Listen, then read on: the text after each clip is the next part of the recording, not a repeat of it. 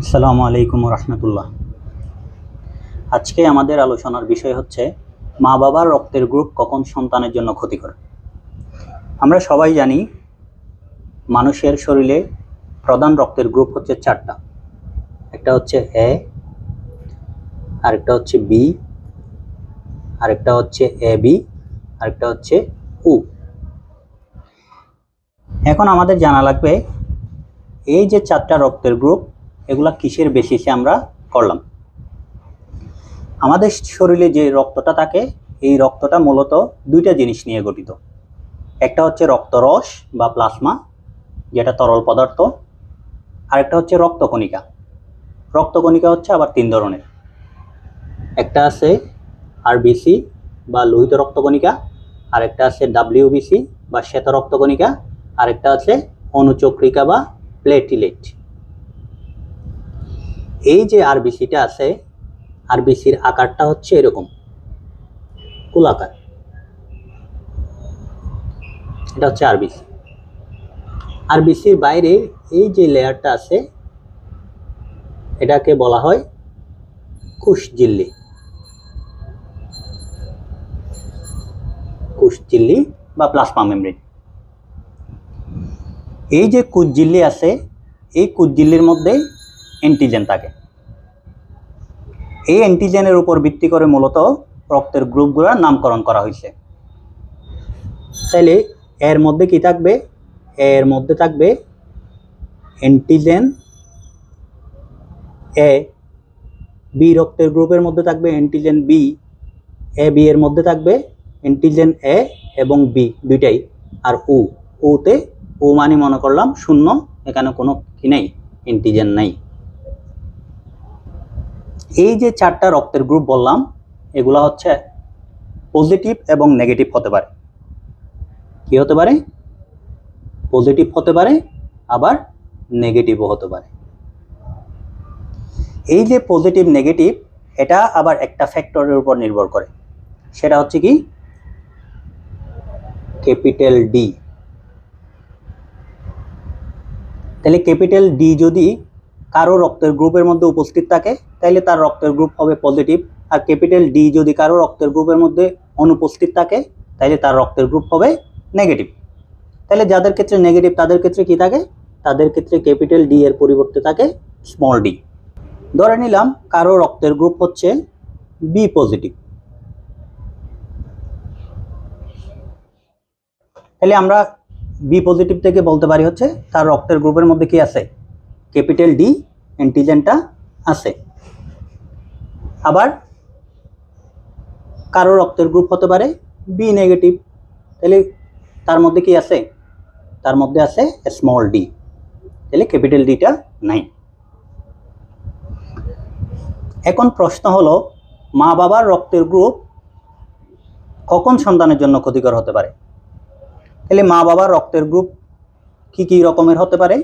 একটা হতে পারে হচ্ছে, আমি এখানে লিখলাম মা, এদিকে লিখলাম বাবা। তাহলে মায়ের রক্তের গ্রুপ ধরে নিলাম পজিটিভ, বাবার রক্তের গ্রুপ ধরে নিলাম পজিটিভ, একরকম হতে পারে।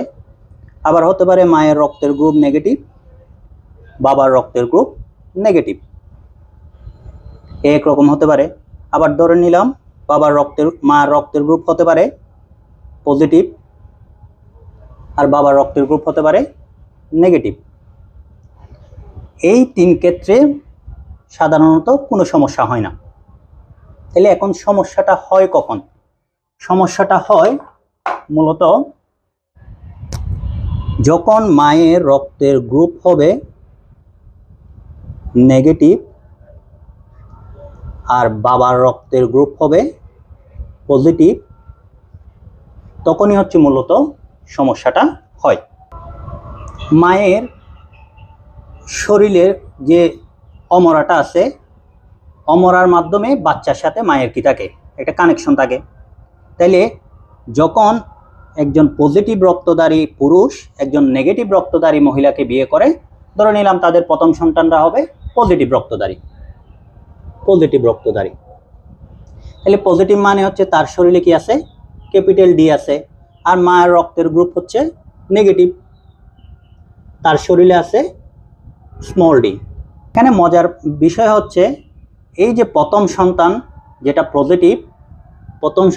পজিটিভ, এটার ক্ষেত্রে হচ্ছে কোনো সমস্যার হয় না, মূলত এখানে কোনো সমস্যা হয় না।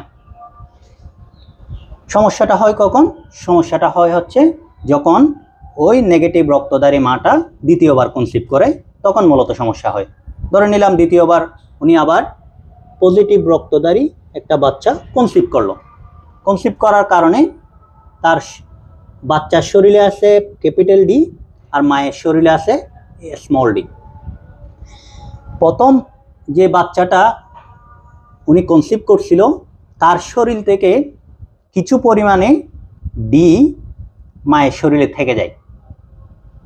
তাহলে এখন দ্বিতীয়বার যে বাচ্চা প্রসব করলো তার শরীরের ডিটা গিয়ে ওই মায়ের শরীরের ডি এর সাথে কি করে? একটা ফাইট করে। ফাইট করার কারণে কি হয়? বাচ্চার শরীরের মধ্যে যে আরবিসি আছে এই আরবিসি গুলা ব্রেকডাউন করা শুরু করে, মানে আরবিসি গুলা ভেঙে যায়। এই সমস্যাটাকে মেডিকেল সায়েন্সের ভাষায় বলা হয় এরিথ্রোব্লাস্টোসিস ফিটালিস। Erythroblastosis fetalis. যখন লোহিত রক্তকণিকা ভাঙবে তখন এখান থেকে কি বের হয়ে আসবে? বিলিরুবিন বের হয়ে আসবে। তাহলে শরীরে বিলিরুবিনের পরিমাণ বেড়ে যাবে। বিলিরুবিনের পরিমাণ বেড়ে গেলে কি হবে? বাচ্চাটার শরীর পুরা হলুদ হয়ে যাবে। তাহলে হলুদ হয়ে গেল কেন? মানে বাচ্চার শরীরে জন্ডিস ডেভেলপ করলো, মানে বাচ্চার শরীরে জন্ডিস দেখা দেবে। তাহলে এখন কথা হচ্ছে এই যে সমস্যাটা, এটা থেকে উত্তরণের উপায় কি? সমাধানটা কি? তাহলে সমাধান, আল্লাহ তাআলা পৃথিবীতে যত সমস্যা দিছে তার সবকিছু সমাধানও দিয়ে দিছে। কি করতে হবে? এটার জন্য মায়ের শরীরে, তাহলে মায়ের শরীরে কি আছে? এই যে ক্যাপিটাল ডি আছে। তাহলে এই ক্যাপিটাল ডিটাকে ধ্বংস করার জন্য আমাদের বাইরে থেকে একটা এনটিডি